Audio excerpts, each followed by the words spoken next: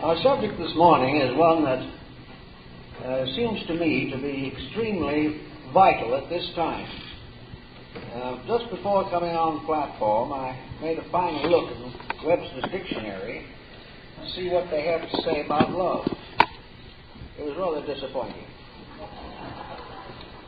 It is one of these words that has probably more different definitions than we can imagine. And also, nearly all of the definitions remind us that a dictionary is not a book of meanings, but a book of usages. The popular idiom dominates the dictionary. The use we make of terms and words in our daily living become the basis of dictionary definition. So we have to search elsewhere for a deeper and more comprehensive understanding of the subject of the moment. Also, I might make note that television, motion pictures, and paperback novels are not very helpful in this particular situation. They represent, at best, a very inadequate understanding of the basic meaning of human affection. I think we can probably do better to start out with by remembering the use of the word in biblical literature and also in the Neoplatonic literature. Neoplatonism, which arose in North Africa about the beginning of the Christian era, profoundly affected the philosophy of Christianity. The early fathers realized from the beginning that there was one essential weakness in the New Testament, and that weakness was an inadequate approach to the mystical aspects of faith. The simple language, the ethics, the morality, the integrities are clearly stated. But the eternal search for participation in religion, while implied, is not amplified to the point of utility. At the very beginning, of course, many of the Christian fathers were born pagans, and they brought into Christianity their scholarship and their previous interpretations of religious principles. And among these, there were a number of prominent thinkers whose beliefs on a mystical level seem to complement very closely the essential principle of Christian doctrine. This particular phase of Christianity, mystical Christianity, has paralleled orthodoxy from the beginning, and most of it arose in the Alexandrian area, where Christianity was in the presence of a very strong mystical philosophy. Among those who made great use of this in the church were Clement of Alexandria and St. Augustine, later St. Thomas Aquinas. The mystical Christianity that developed in the first century has continued to the present time, and nowhere do we find any real opposition to what might be termed an esoteric Christianity. And when we come to this point, it is inevitable that we should give consideration to the human relationship with the world around him, the world within him, and the mysterious invisible universe of causes which is constantly moving in upon his material existence. This brings very strongly into focus the relationship between man and deity. And this relationship has been called in the Bible the love of God. Love for divine being. The bestowal of the deepest and richest of all human emotional aspirations upon the divine principle at the source of life. In addition to this, the Neoplatonists emphasized another point, which came to be gradually accepted throughout Christendom also, and that is the identity of the words love and law. In our thinking today, in popular approach to the subject, law and love come into opposition. They appear to be in conflict. But the Bible says, whom the Lord loveth, he chasteneth. In other words, love involves discipline. And the discipline side of love is law. And the mystical side of discipline is love. Thus, the two terms are more identical than most folks really believe or understand. In the same context also, it becomes rather obvious that law and love represent two aspects of one indivisible energy. The life principle which animates all things is not a materialistic, sterile impulse. It is not something that is chemical. It is alchemical. It is something that transcends the literal. And the relationship of law and love as both being contained within one power, the power that flows forever from the fountains of existence. There is no law apart from love in the universe.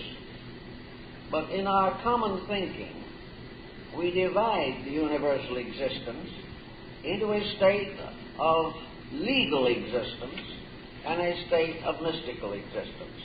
But actually, they are the same thing. Plotinus, who has contributed so much to early Christian mysticism, gives us some rather valuable indications of the meaning of the word love, how it is to be understood. He assumed that love exists on a number of levels. All these levels, however, are merely conditions of one principle. There is no division between sacred and profane things. What we call secular is merely one aspect of religion. In Plotinus, therefore, we find the essential statement that the highest emotion of which the human being is capable is the mystical experience of divine love with God. That every emotion, every feeling that we have, moved by faith, moves towards an adoration of the infinite. Primitive people had no problem about this. To the primitive person, the universe was all divine. We have gradually secularized a large part of existence, and therefore to meet this emergency we have divided law into religious and secular. This does not mean, however, that either is a separate structure, for love is as essential to secular law as it is to religious law. It is secular law as love that advances civilization, that labors continuously for the improvement of living things.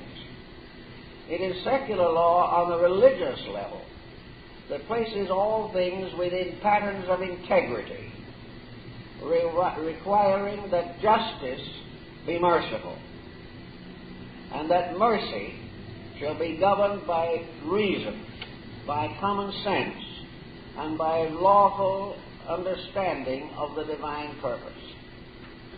Today, most people have very little understanding of any divine purpose or any particular desire to quest for it. Only a few have recognized the importance of trying to understand the operation of the spiritual mystery in the objective world of phenomena. Thus we find the next after the highest form of love, which is the love of the infinite, Plotinus gives us a second great subject for emotional attachment, love of truth. Love of truth is not necessarily a direct participation in truth, but love of truth means that the individual emotionally reacts constructively and favorably to all things which are essentially true and right.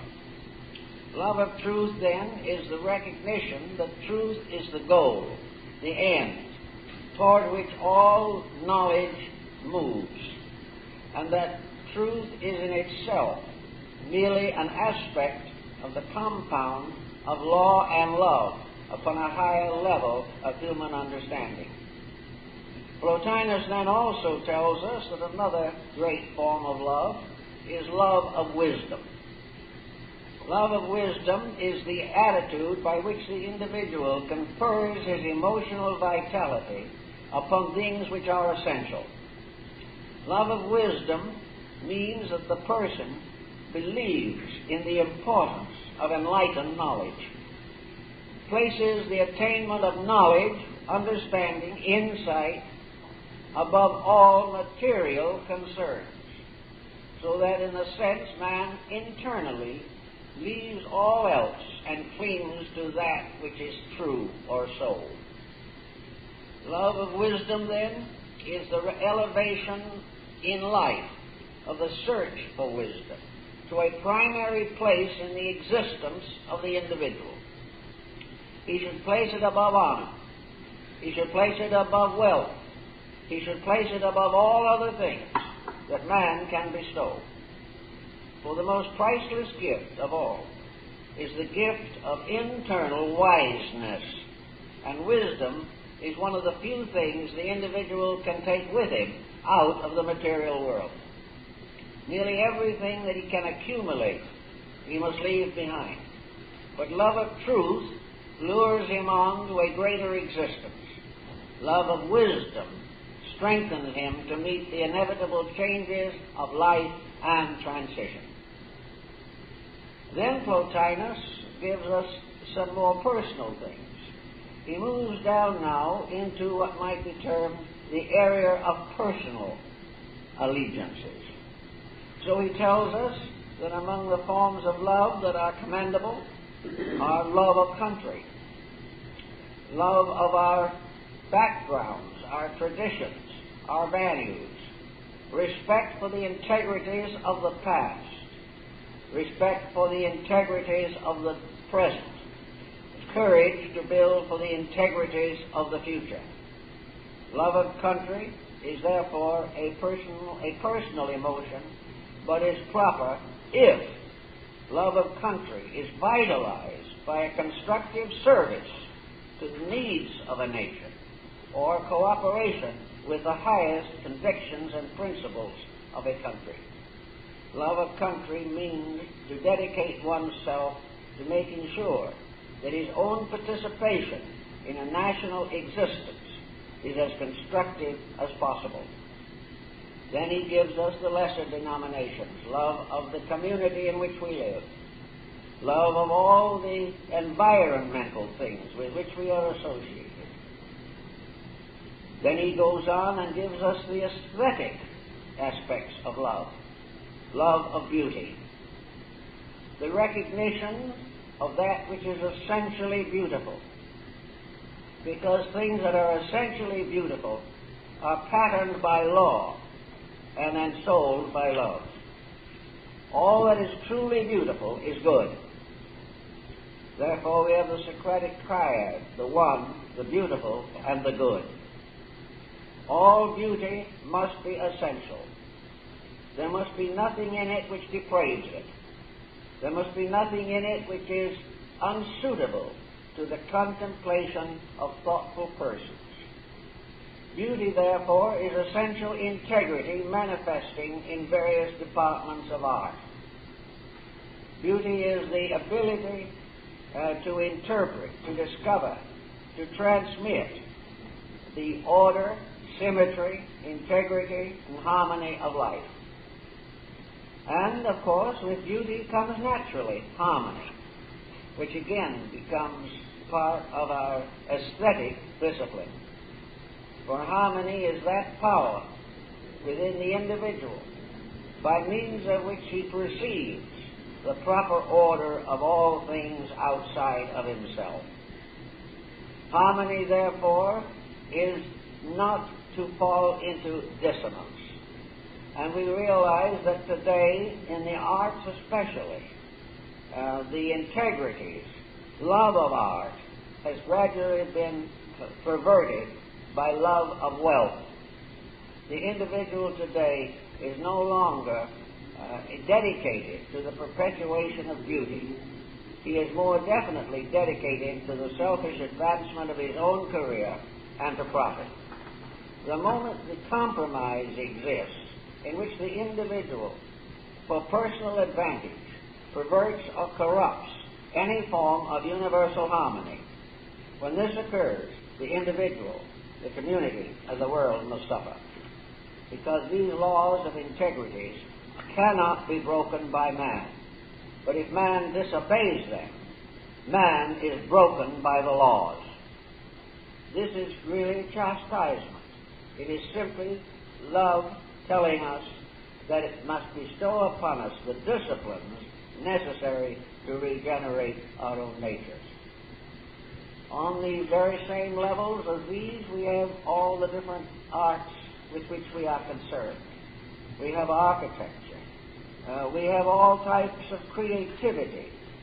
For creativity is an expression of our inner insight as to the divine purpose and our place in it. Every human being, by nature, wishes to make a contribution of some kind, by means of which his name and memory may be bestowed upon posterity. If this is his primary purpose, he is, however, self-centered. And this brings us to one of the fallacies of perverted affection, and that is love of self. The only time in which love of self can be tolerated is when it is capitalized and therefore becomes a synonym of God. The personal self, the individual falling in love with his own ego, produces an arrogance which is not consistent with any aesthetic or cultural advancement. Therefore, all the individual does when he falls in love with himself is to fall in love with an image in a mirror. When he does this, he cripples his own purposes and inevitably becomes self-centered. He becomes selfish.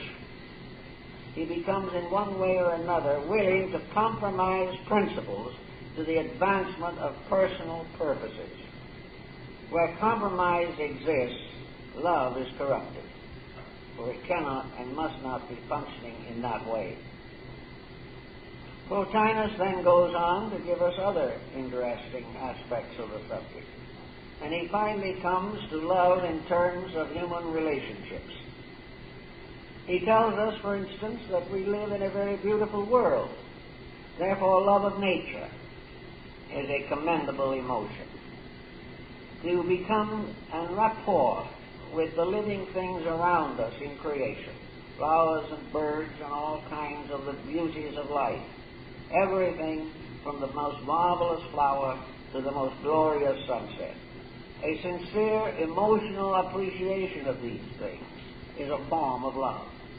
It is love, again, of beauty, not as an artist, but as a beholder. It is a love of life, not because we can create it, but because we can destroy the forms of it if we are selfish or hateful. So to involve the love of nature is very important, because it impels us to be quiet and become aware that nature is a most perfect textbook of the entire universal purpose. All the laws of nature, love and law, are combined in the development and perpetuation of all the creations and species around us in life.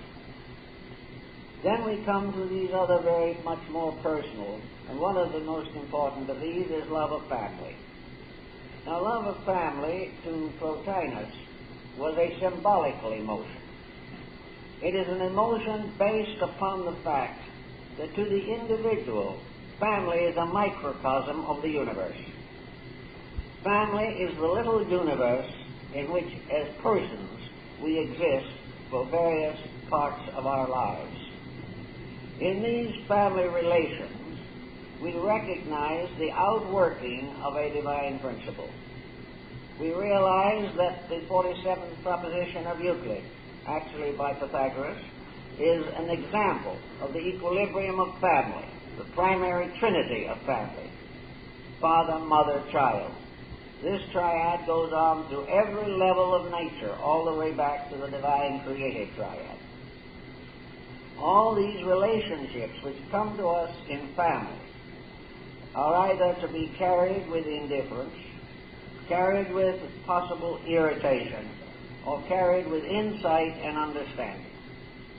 And the simple entrance into the proper understanding of family life is affection. Affection, if it is basic, will overcome all other obstacles. But if it is not basic, it can be overcome by very minor circumstances and influences. In the family, the Neoplatonist gives us certain relationships. The relationship of husband and wife, the relationship of parents and children, the relationship of children to parents, the relationship of children among themselves, and finally of more remote relations out into the family background. All of these relationships are revelations of the divine purpose. They are all of them opportunities to grow in wisdom, beauty, and truth. And they are also hazards to the individual who is loveless. The individual who regards affection as something in which he claims a consideration for himself has missed the point entirely. This is very beautifully set forth in the Song which is Solomon, or the Canticles in the Bible. In this problem, Solomon has three mysterious relationships with the dark maiden with whom within this pattern. It is nothing more or less than another version of Dante's Beatrice and of the World Virgin and the Blessed Damozel of Rossetti. It is a symbolical story, originally a stage play in the Old Testament. In the beginning, Solomon says, "My beloved is mine." About halfway through the poem, where he is a series of poems, he says, "My beloved is mine, and I am my beloved's." And at the end of the Canticles, he says, "I am my beloved's." The motion is very obvious psychologically. From possession to being possessed. And love is a process of moving from the concept of possession to the concept of being possessed by an emotion that is greater than man, more important, more vital, because true love is not in being loved, but in loving itself, as St. Francis de Assisi has so clearly pointed out. So the moment love becomes possessive, there's something wrong with it. And this is contrary to our common thinking, because I've heard a great many people come in to talk to me about their personal emotions. And they expect the marriage partner to be jealous. If the marriage partner isn't jealous, they do not believe there's any affection at all. Several have told me that if they did not have periodic fist fights, there was no basic affection. Well, the truth of the matter is that nearly always in human emotions, self-interest becomes a dominating factor. The individual wishes to conquer. And in this world, ambition is fulfilled in conquest. But in this world also, love is fulfilled in release from all personal objectives. There is only one possible answer to love, and that is that it gives. Its essential power is redemptive, not possessive. It enriches by giving, and impoverishes itself and all others by commanding. No affection can be completely controlled by the mind. And we come to a very interesting problem here. We realize from the study of anthropology and of all of the various departments of nature that the emotional complex is much older than the mental. Man had feelings before he even attempted to understand them. The human being had emotional pressures, and these emotional pressures gradually came under the control of the mind. But the emotional pressures have never been completely conquered by the mind. the mind has been used principally as means or as skills to the accomplishment of personal emotional ends. The individual used his emotions to get what he wanted. He has used his mind also as a means of skilling the desire to get what he wanted. So the mind developed all kinds of excuses for selfishness, all kinds of explanations for jealousy, hate, anger, suspicion, doubt, worry, fear, anxiety. All of these emotional pressures in themselves have been ordered or rationalized or irrationalized by the mind. The mind is always present to fulfill or justify the pressures of the emotions. If we want something badly enough, we can bring the mind in and find ingenious ways of getting what we want. If by chance the process results in a conspiracy in which we know we must participate in an action that is dishonorable, the mind will justify the dishonor. The mind will explain, perhaps, that everybody lives off of everybody else, so why not start now? The mind also says, what I want, I must have. The emotion tells him what he wants, and the mind tells him how to get it.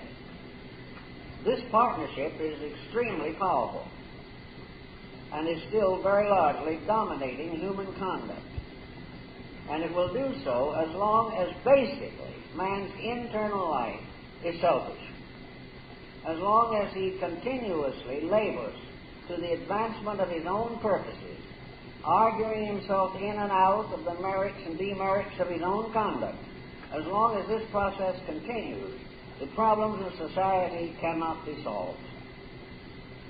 This is very obvious today, for the great world family in which we are a part is in a state of terrible agitation, and behind all of this agitation is self-interest of some kind. The self-interest of the despot to control the people, the self-interest of the people to try to overthrow the despot, and all the way along, the lack of love changes possible arbitrations into open warfare. The profit system is another example of self-centeredness, in which in order to get what we want and as much of it as possible, we are perfectly willing to injure others, cheat them, delude them with false promises, and in any way that can be worked out, use others for our own advancement. This is a complete absence of love. Now, Paul tells us that love suffereth long and is kind. And I don't know of any phrase in the New Testament when I use it and a domestic problem doesn't make more misery. People don't want to hear it. They do not wish to suffer long over anything. And most people are not interested in suffering long over love. They are more inclined to take the position that it isn't the lesson which is important, it's the feelings of the moment. The individual would rather break a marriage than outgrow his own selfishness. And this happens in countless cases. The problems of relationships are challenges which are either met by the person who wants to help and to grow, or else they are rejected by the individual who places his own comfort above every other consideration. So we have a great deal to learn in this particular area. Now we also go on to various other aspects of love. The most intimate form being human relationships. Here we have the love principle in the universe bound tightly to the principle of reproduction and the perpetuation of the species. Here then we have a very grave problem for consideration. That is the inevitable fact that the entire reproductive process is a microcosm of a universal principle. It is a way in which nature accomplishes something. But nature is moved in all of this process of accomplishment by law, love, and consistency. Therefore, human relationships of an intimate nature must always be regarded as symbolical of something, symbolical of a deeper, more important, more powerful fact than the physical relationships themselves. Any human relationship that is based upon physical factors alone will fail. You cannot win on that level. But any emotion, enriched, ennobled, regenerated by inward consciousness, is transformed alchemically into a ritual, into a mass, into a magnificent spiritual experience. On that level, human affections become probably the most powerful force for regeneration that there is. But viewed on a purely physical, selfish gratification of emotional intensity, they are a very disastrous situation. Furthermore, we have to bear in mind that in spite of all our feelings to the contrary, our intimate emotional reactions are not controlled by our emotions primarily, but by the mind. It is the mind that has taken over and is responsible for practically all of the physical pressures of human relationships. Therefore, as Plotinus points out, the idealizing of life is to establish all material things on levels of sacraments. Patriotism is a sacrament, not an allegiance. Family is a sacrament, not guaranteed by the state or sanctified by the church necessarily. It is a sacrament of relationships. Business is a mass instead of being a mass of selfishness. All these things, properly done, properly used, idealized, become the basis of progress. They make possible the growth of individuals and of societies. But while they remain simply conveniences of credit and profit, all will go badly. There is no other possible way in which we can face these difficulties. Faced with them, we then come to the next question. What do we do about it? The average person is in a bewildered state. He does not really know how to regenerate or redeem his own nature. The pressures of the problems around him are so intense that he does not feel adequate. He has never yet learned to realize that truth and one person equals a majority. He is unable to withstand a very materialistic, conniving peer group to which he belongs. He is unable to resist the corruption of that which is around him and which has refused or rejected or has never known the universal principles of life. So we come now to a definition, a simple approach to the problem of love. Love is something that springs up in human beings. And in most instances, it begins with a very sincere emotion. The average person is not necessarily without a certain degree of true affection in his nature. This true affection, however, is gradually diluted by pressures of circumstance. One answer to this, of course, is the fact that the religious life of society has gradually deteriorated. Not too long ago, every individual, regardless of his personal attitudes and ambitions, was largely guided by the church of his choice. He was told primarily what constituted a moral life. He was given the laws and rules of common decency. He was given the impulse and the strength to a degree to keep the principles he believed. He recharged this in himself by periodic religious experiences. He lived with and shared the problems of people of religious convictions similar to his own. 100 years ago, American society was very largely built upon congregational worship. The individual lived in a community. He selected his church. Perhaps there was only one, perhaps there were several. But in each instance, he was surrounded by people who also held attitudes similar to his own. Now, no one will deny that in this situation there were also shortcomings. The very tight theological point of view became too oppressive for many people. But at the same time, there was a certain strength, a certain common uniting in worship, and the community rose in righteous indignation against any serious compromise of these religious principles. Now, the fact that we live in a different generation does not alter the integrity of the principles, but it must and does alter our approach to them. We are living in a much more liberal time, but liberality is not the privilege of doing what we please. It is a privilege given to us to do what is right. And the liberality of it is that we can all do what is right if we want to, seriously enough. The problem of religion today, then, is its lack of personal centering in the life of the average person. He does not have a regular contact with people of similar spiritual conviction. He does not recharge his spiritual life by more or less continuing contact with spiritual values. So what comes out of this is very simple. It is evidently part of nature that the human being shall not be constantly led. He must finally lead himself. He cannot be continually a child. He must attain maturity. And as he becomes more and more mature, the supports and defenses which held him in a pattern are relaxed.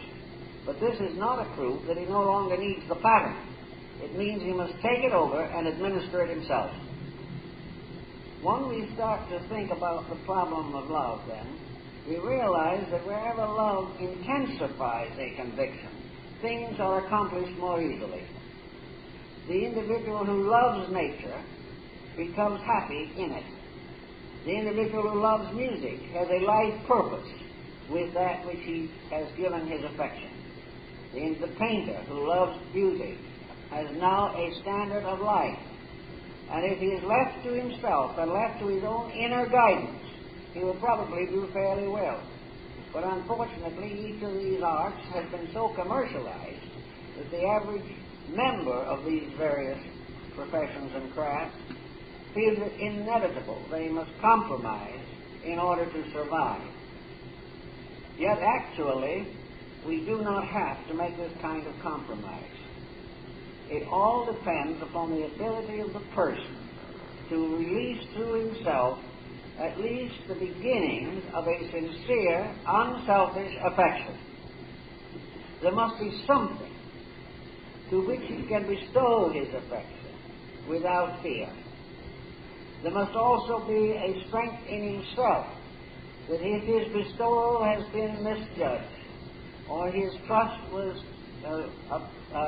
abused, that he still is not damaged in the essential principle itself. If he happens to love the wrong thing, this is too bad. But that does not mean that love is wrong. It means that it has been unwisely bestowed. The fault still remains with the individual himself. But whatever lesson he learns, no matter how grievous it may be, it should bring him into fuller and closer association with the great laws of nature under which he exists. Religion, therefore, giving us the concept of the love of God, has found various ways to attempt to strengthen this in our own relationships. The most common strengthening force, of course, is religion, and religion's greatest power is faith. Now, faith is belief and veneration for the reality of things unseen. Faith begins with the individual recognizing that there are powers greater than his own. Faith begins with a dependency upon life itself. Even though we may be very materialistic people in many instances, we all have some degree of faith. We have faith that when we plant the seeds, the harvest will come. We have faith that the seasons will move in proper sequence. We have faith in the natural energies by which life is sustained. We accept continuously things that we do not understand. We make use of powers which we can never define. We try to depend and value relationships which are, for the most part, intangible. Therefore, faith, in a sense, is the victory of the intangible over the tangible. It is the realization, probably most of all and first of all, that the infinite purpose is good. Faith is the complete conviction that a divine power or principle is at the source of life, and that this principle, and or this power, or this being, if you so wish to denominate it, has as its primary objective the survival and salvation of all that lives. This is demonstrated to us every day. The mystery of life around us, the mystery of human birth, the mystery of every natural phenomenon. All these mysteries must, or should certainly, impel us to the realization that there is some conscious or intelligent principle behind them. We look out at the universe, something unimaginably vast, and yet this vast universe is maintained in an astonishing order that transcends our understanding. In the case of this nature, where we behold the infinite workings of infinite being, but cannot explain them fully, we must have faith. Faith is, however, justified in two ways. It is justified by science as science becomes more and more aware of the mystery, and it is justified in personal life by the constructive consequences of a correct spiritual attitude. There is therefore proof constantly building up that faith is real. Faith beginning to take hold of the individual relieves him from most of the conflicts which cause irritation and which perhaps result in doubts and may even lead to agnosticism or atheism. Faith is within the person in the reality of good, can be sustained and strengthened by constant or regular mystical communion with this principle. We can strengthen it through prayer.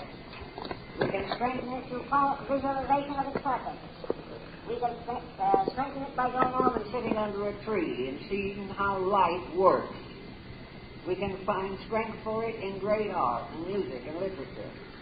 We can also find it in the intimate psychic relationships that we have with parents and children, and in the marital relationships. All of these things are part of something that either leads to superficial disillusionment or by quiet and reasonable contemplation contributes to spiritual strength and the victory of the internal over the external in human affairs. This victory is real and possible. Once we have begun to recognize that we have within ourselves a participation in that great plan which is love released through science, of something that is forever protecting and guiding. Many persons in the experiences of living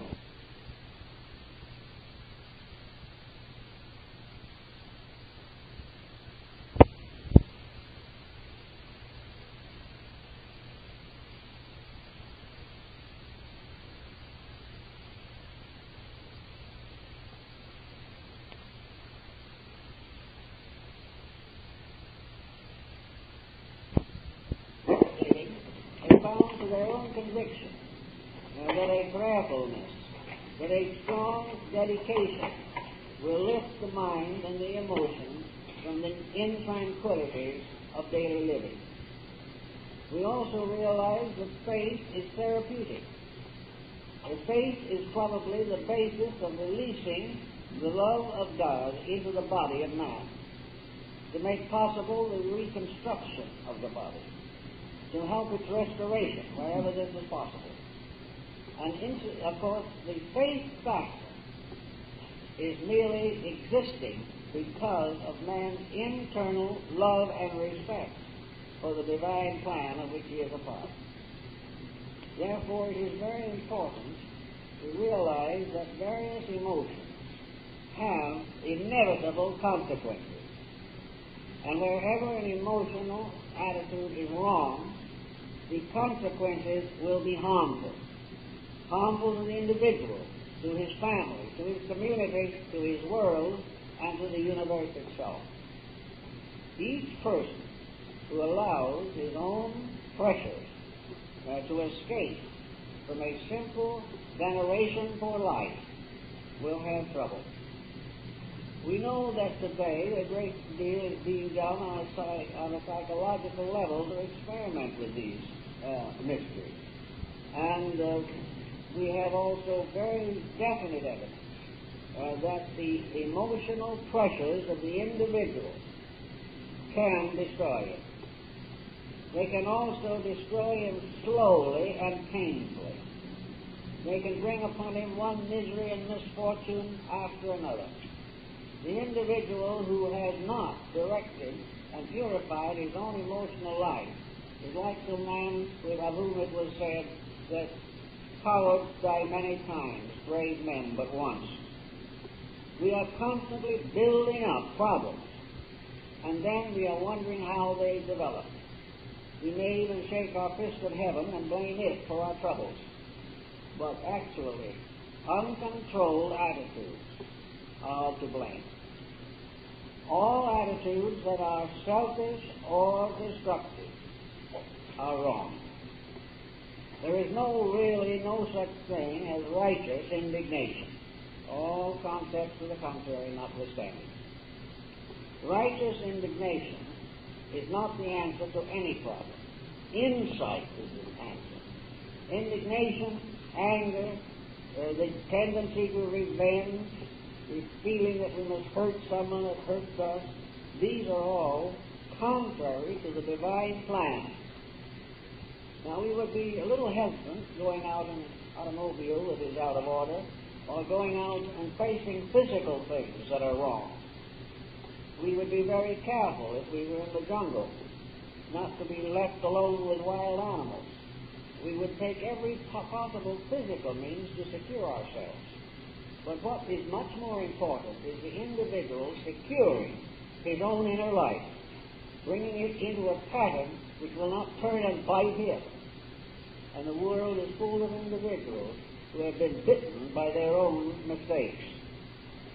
So the good book tells us, and experience tells us, that there is only one essential bond of human relationship.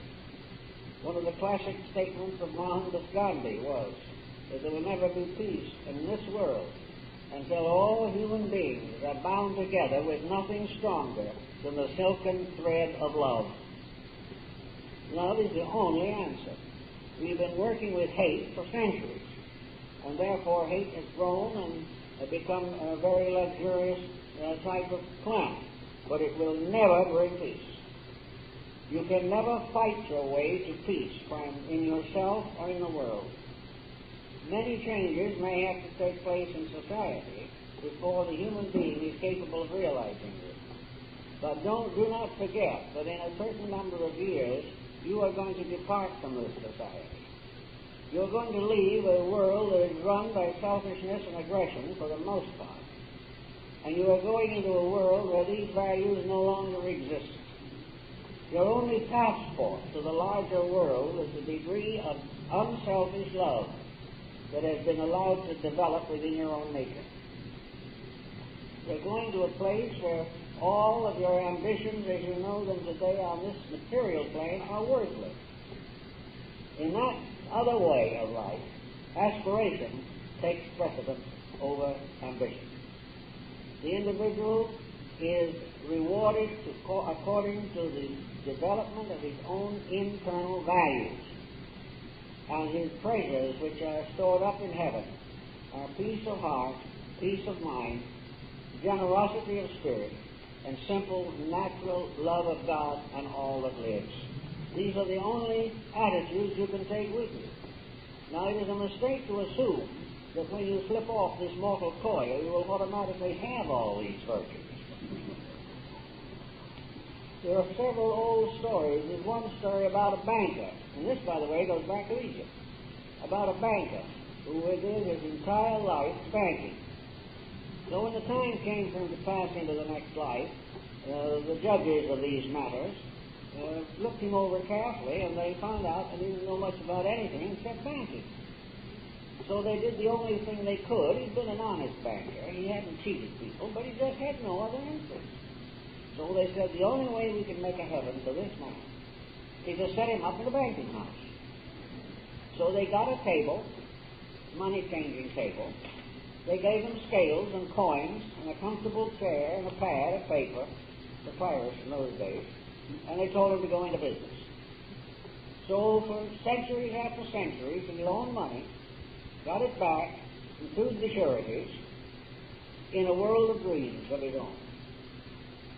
He never actually knew what had happened to him, really. He just thought he had left one banking house and gone into another.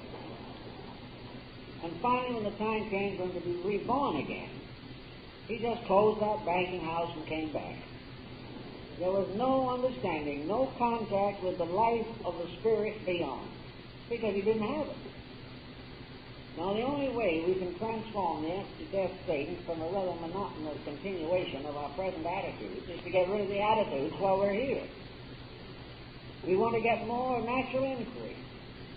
We want to have a more sincere interest in learning and understanding and expanding consciousness and unfolding the spiritual aspects of our lives, so that when we do come into a larger world, we come as adventurers looking for new things, looking for something better.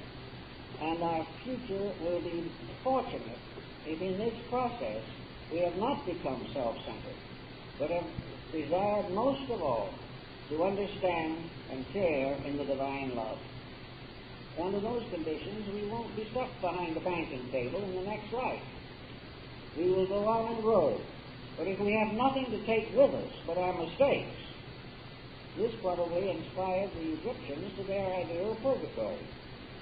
Purgatory was nothing but a place of purifying, and it might take a long time to purify the individual from his materialistic inclinations even after he has left this world. So the time to start universal citizenship is now, fully realizing that if you have to sacrifice a little of the physical satisfaction, that we are only here for a limited period of time, but we are citizens of eternity forever. And it is our citizenship there that is important. But because this veil of matter conceals us from that larger life, we are unaware of the reality of these things.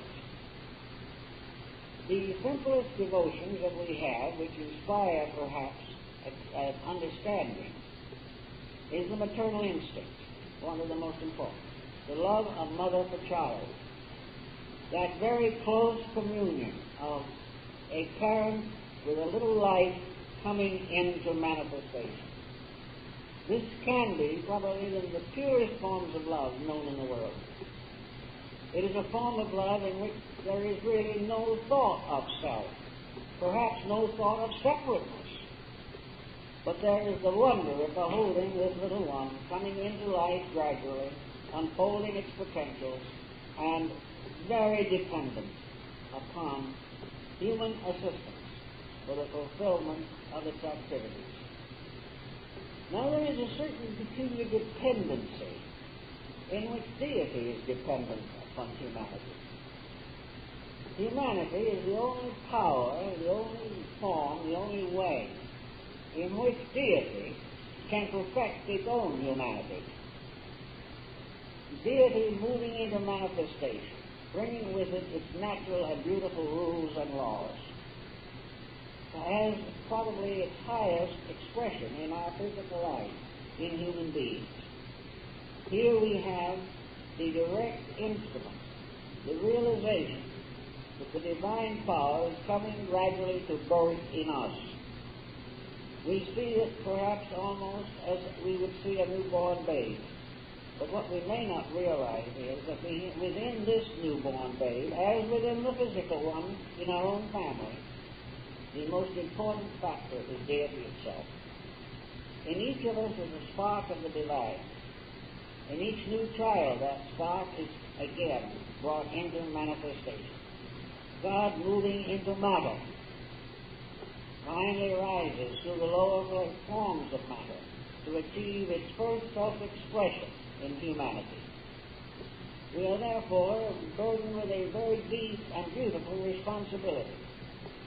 It is our privilege to make obvious, to release, to bring into manifestation every beautiful thing that is in the heart of God.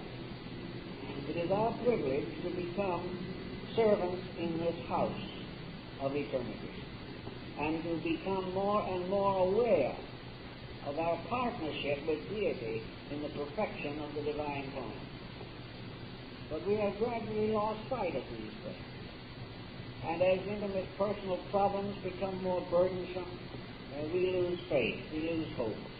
And gradually the problem of survival in a very complex society takes over and controls us. We are warned, however, that those who would save their lives shall lose them. But those who lose their lives in the service of truth shall have life everlasting. And it is gradually a matter of whether or not we want to save that which is the good in ourselves, whether we want to truly release out of our own nature the potential of beauty that is there. Now, there are certain other simple little things that we can bear in mind that always help. One is that the individual cannot live entirely on a one-pointed mental attitude. There is too much pressure.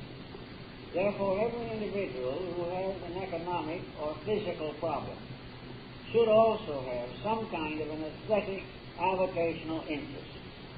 He should have some way to compensate for the intensity of the problems of physical survival by something that brings with it a release toward truth, something that gives him a new and fuller reason for life, that he escapes from the pressure of one purpose, even though that purpose may be very noble.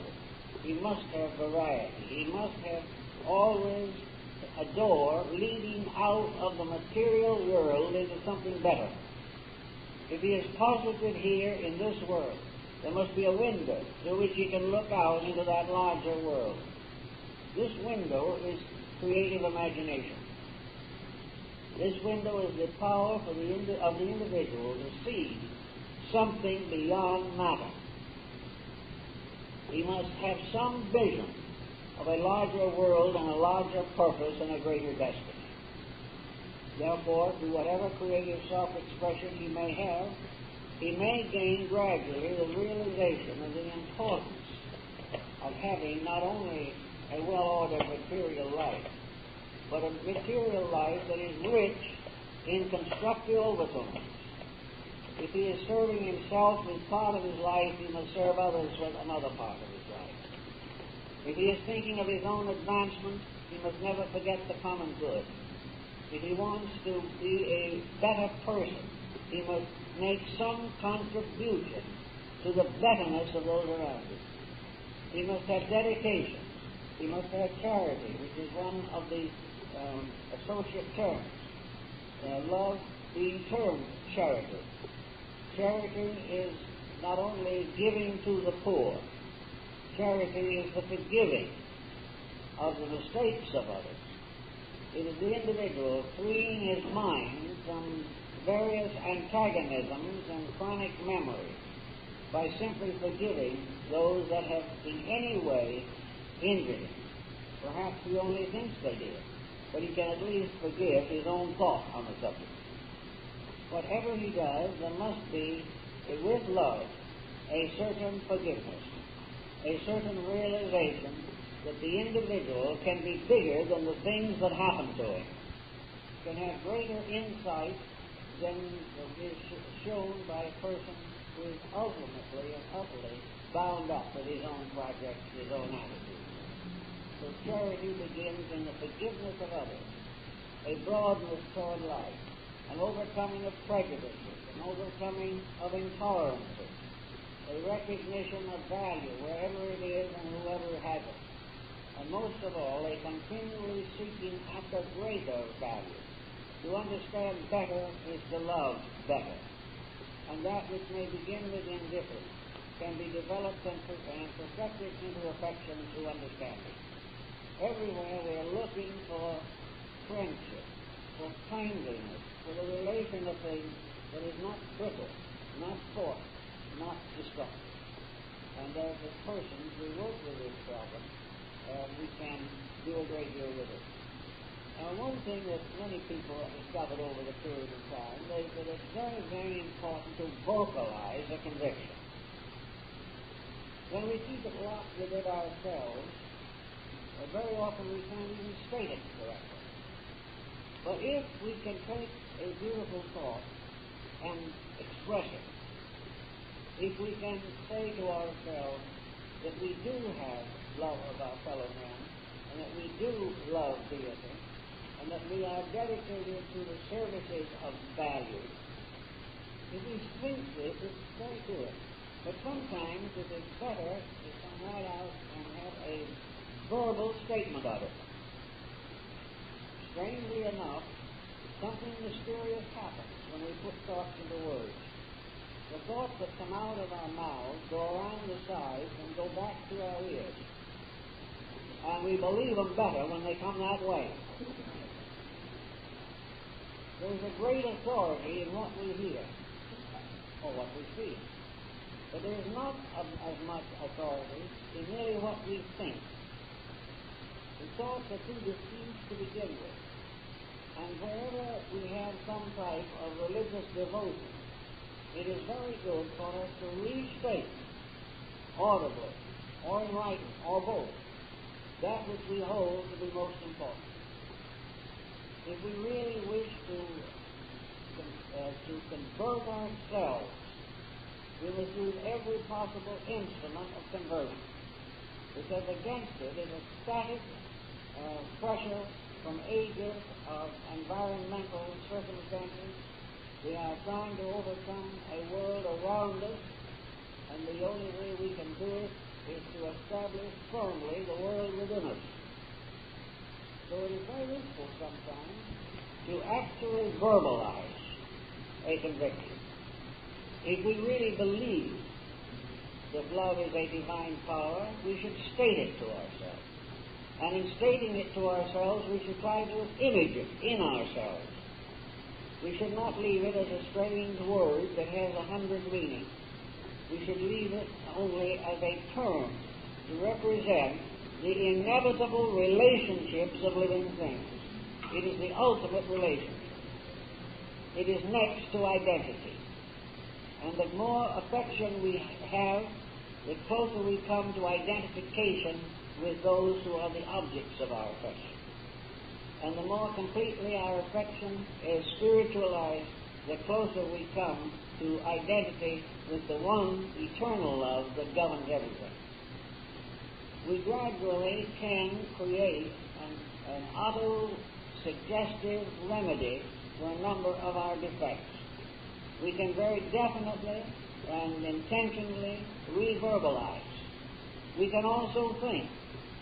And I think the average person would do better whenever there are a few quiet moments, when he's waiting in the doctor's office, or when he's sitting around, or trying to keep his mind on television, that if in those moments he would choose silence.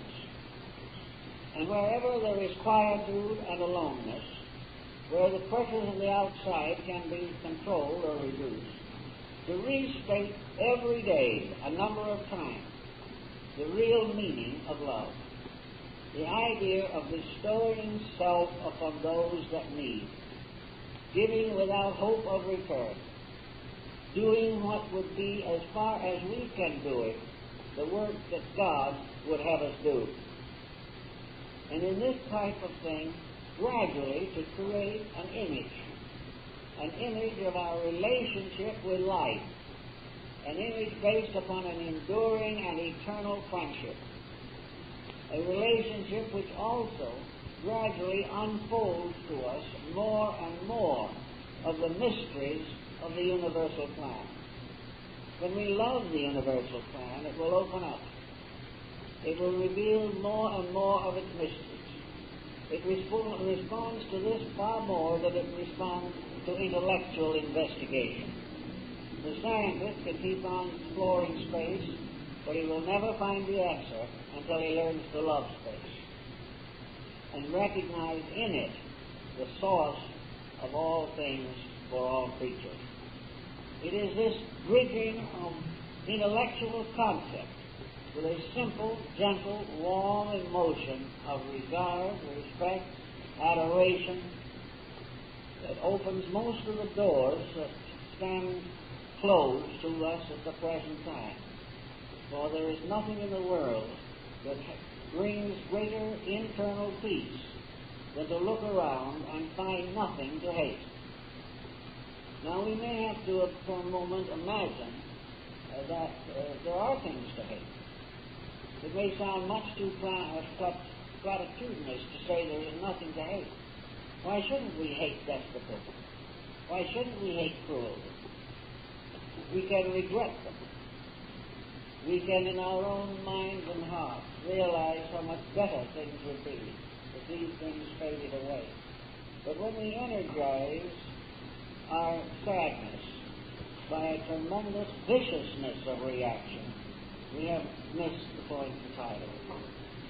Corruption is not something to be hated. It is something to be gradually brought back into line with truth. It is something that must, in course of time, change its ways. And if man is unable to change these ways, the divine plan will change them. Because in the nature of things, the entire universal existence is essentially an expression of love. It is an expression of love made possible through law. And the way of training little living things from the smallest to the greatest is through discipline. And we discipline the emotions by keeping them beautiful. We discipline the mind by keeping it reasonable. And we discipline, in a certain sense, our own inner character by bringing it under the rule of moderation in all things. I think it's important that every person should set aside a certain amount of time, it's only a minute or two, to quiet contemplation of the purposes of the divine will, to reaffirm that it is more important and most important that we are all on God's side. It is up to us to try in every way that we can to expand our own integrity, because integrity is not to be gained from the mind alone, nor are we going to be saved by wisdom alone. But all these other things, knowledge, skills, all this, these are only instruments for the expression of something else. And the final summary of all knowledge is this simple recognition of the identity of life, that everything is one, and all things in varying degrees are trying to outgrow isolation and restore the realization of their common unity. We are not separate creatures. We are aspects of one life. We do not have separate lives or separate minds, finally. We are all having only relative relationships with the divine faculties and powers which flow into manifestation through us. We are one being. We are one life, indivisible. We are one purpose that can never be completely destroyed by selfishness or by antagonism.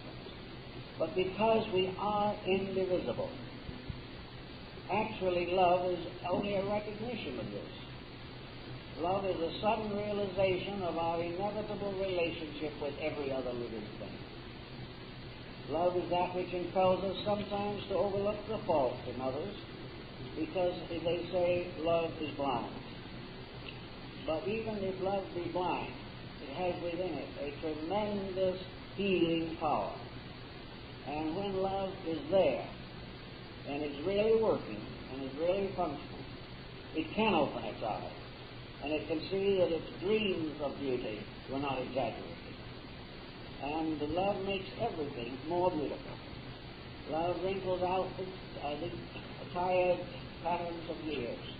Love makes all things new. And in this newness, we begin to see not the outside natures of things, but the inside nature shining through. And when we are able to see the internal light of those we care for shining through, it would be almost impossible for us to resist the impulse to bring admiration, adoration to these persons who are around us, but who are actually only ourselves. We are all one life. To realize that is to finally find our destiny.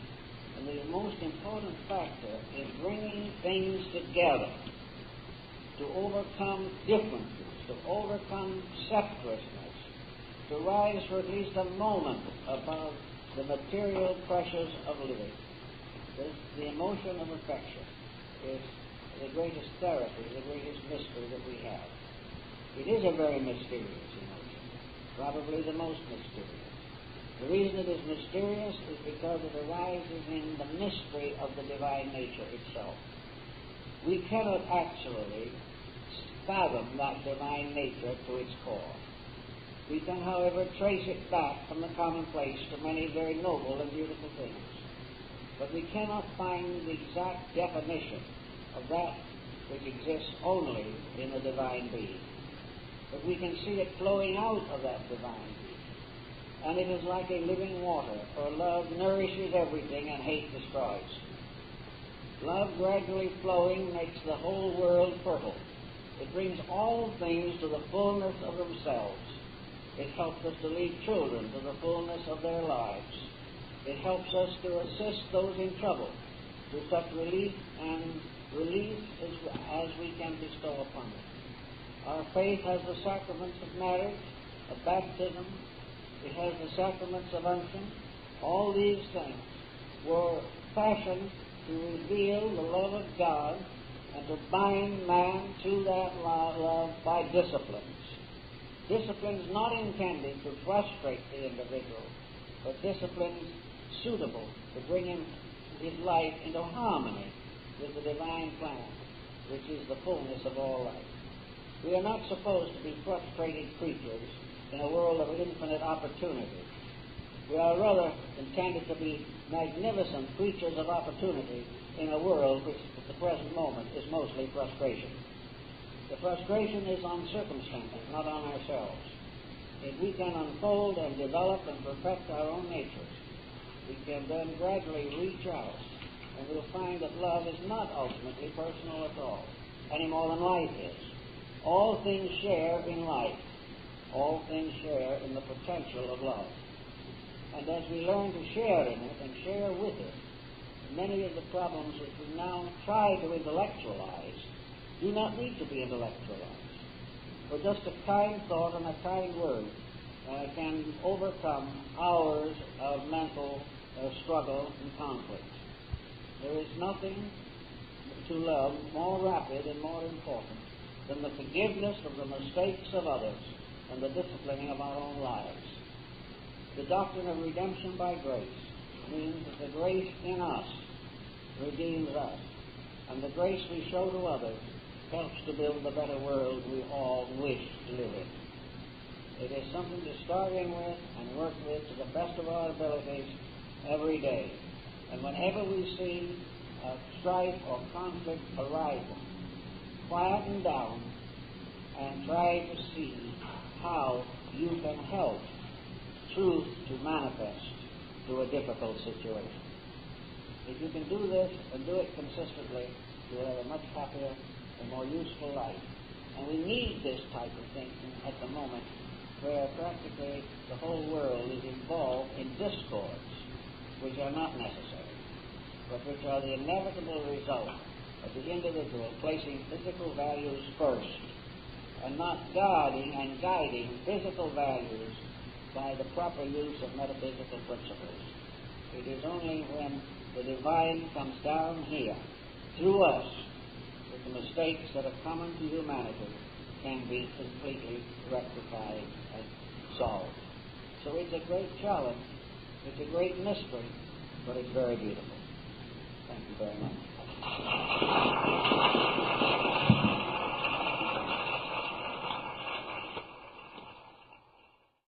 Really believe or understand. In the same context also, it becomes rather obvious that law and love represent two aspects of one indivisible energy. The life principle which animates all things is not a materialistic, sterile impulse. It is not something that is chemical. It is alchemical. It is something that transcends the literal. And the relationship of law and love as both being contained within one power, the power that flows forever from the fountains of existence. There is no law apart from love in the universe. But in our common thinking, we divide the universal existence into a state of legal existence and a state of mystical existence. But actually, they are the same thing.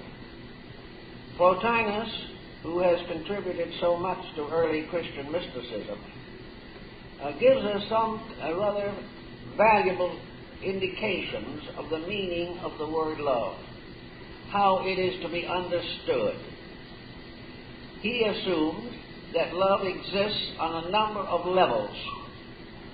All these levels, however, are merely conditions of one principle. There is no division between sacred and profane things. What we call secular is merely one aspect of religion. In Plotinus, therefore, we find the essential statement that the highest emotion of which the human being is capable is the mystical experience of divine love with God. That every emotion, every feeling that we have, moved by faith, moves towards an adoration of the infinite. Primitive people had no problem about this. To the primitive person, the universe was all divine. We have gradually secularized a large part of existence, and therefore to meet this emergency we have divided law into religious and secular. This does not mean, however, that either is a separate structure, for love is as essential to secular law as it is to religious law. It is secular law as love that advances civilization, that labors continuously.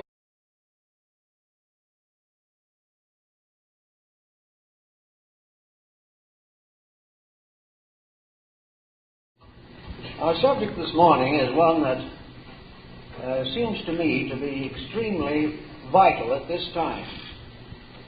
Just before coming on the platform, I made a final look at Webster's dictionary to see what they have to say about love. It was rather disappointing. It is one of these words that has probably more different definitions than we can imagine. And also, nearly all of the definitions remind us that a dictionary is not a book of meanings, but a book of usages. The popular idiom dominates the dictionary. The use we make of terms and words in our daily living become the basis of dictionary definition. So we have to search elsewhere for a deeper and more comprehensive understanding of the subject of the moment. Also, I might make note that television, motion pictures, and paperback novels are not very helpful in this particular situation. They represent, at best, a very inadequate understanding of the basic meaning of human affection. I think we can probably do better to start out with by remembering the use of the word in biblical literature and also in the Neoplatonic literature. Neoplatonism, which arose in North Africa about the beginning of the Christian era, profoundly affected the philosophy of Christianity. The early fathers realized from the beginning that there was one essential weakness in the New Testament, and that weakness was an inadequate approach to the mystical aspects of faith. The simple language, the ethics, the morality, the integrities are clearly stated. But the eternal search for participation in religion, while implied, is not amplified to the point of utility. At the very beginning, of course, many of the Christian fathers were born pagans, and they that man can bestow. For the most priceless gift of all is the gift of internal wiseness, and wisdom is one of the few things the individual can take with him out of the material world. Nearly everything that he can accumulate, he must leave behind. But love of truth lures him on to a greater existence. Love of wisdom strengthens him to meet the inevitable changes of life and transition. Then Plotinus gives us some more personal things. He moves down now into what might be termed the area of personal allegiances. So he tells us that among the forms of love that are commendable are love of country, love of our backgrounds, our traditions, our values, respect for the integrities of the past, respect for the integrities of the present, courage to build for the integrities of the future. Love of country is therefore a personal emotion, but is proper if love of country is vitalized by a constructive service to the needs of a nation or cooperation with the highest convictions and principles of a country. Love of country means to dedicate oneself to making sure that his own participation in a national existence is as constructive as possible. Then he gives us the lesser denominations, love of the community in which we live, love of all the environmental things with which we are associated. Then he goes on and gives us the aesthetic aspects of love, love of beauty, the recognition of that which is essentially beautiful, because things that are essentially beautiful are patterned by law and ensouled by love. All that is truly beautiful is good. Therefore we have the Socratic triad, the one, the beautiful, and the good. All beauty must be essential. There must be nothing in it which depraves it.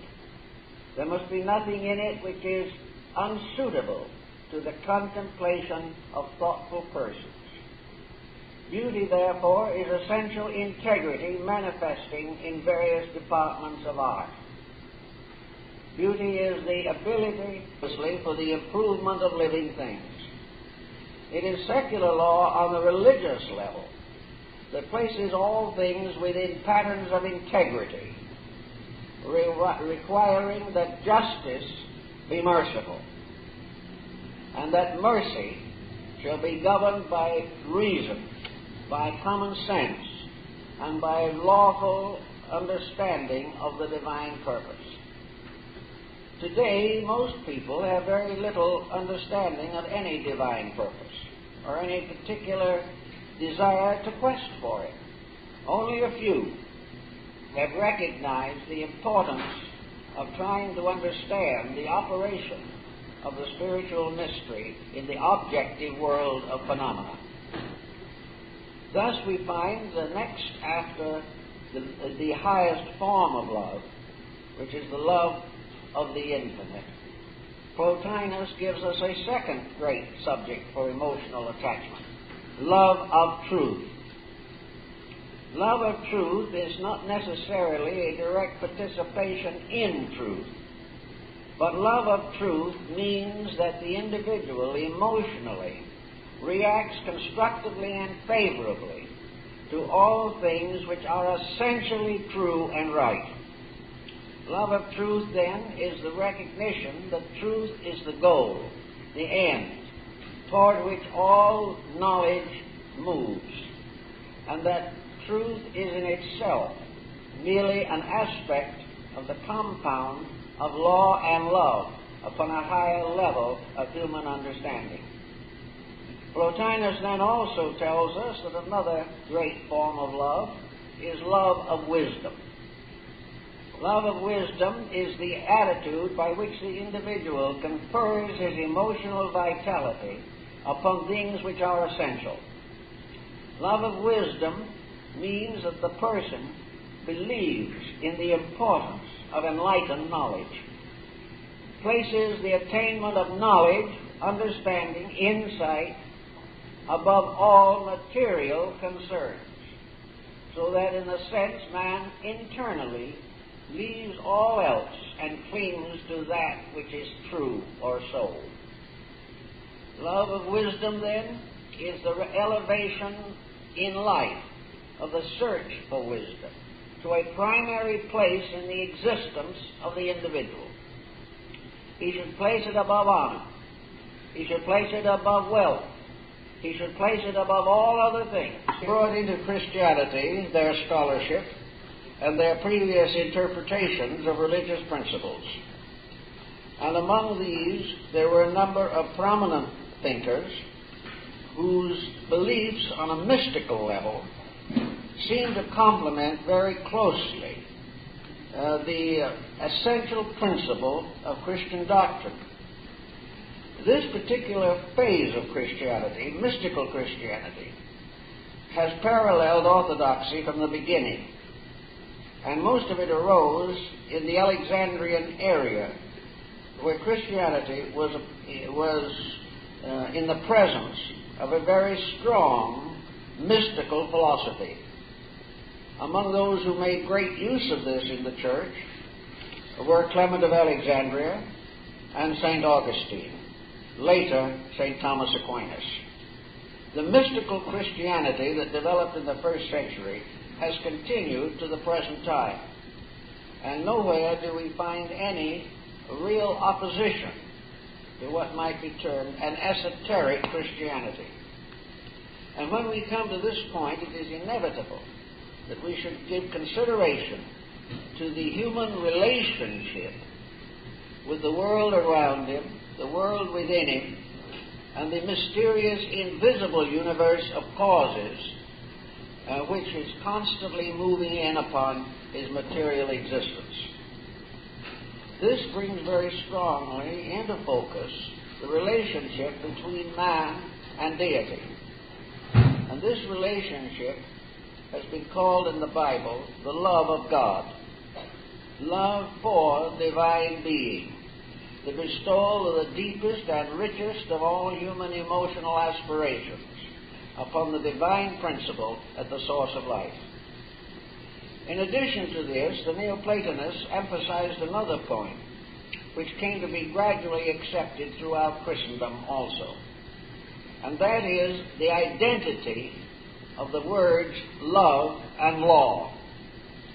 In our thinking today, in popular approach to the subject, law and love come into opposition. They appear to be in conflict. But the Bible says, whom the Lord loveth, he chasteneth. In other words, love involves discipline. And the discipline side of love is law. And the mystical side of discipline is love. Thus, the two terms are more identical than most folks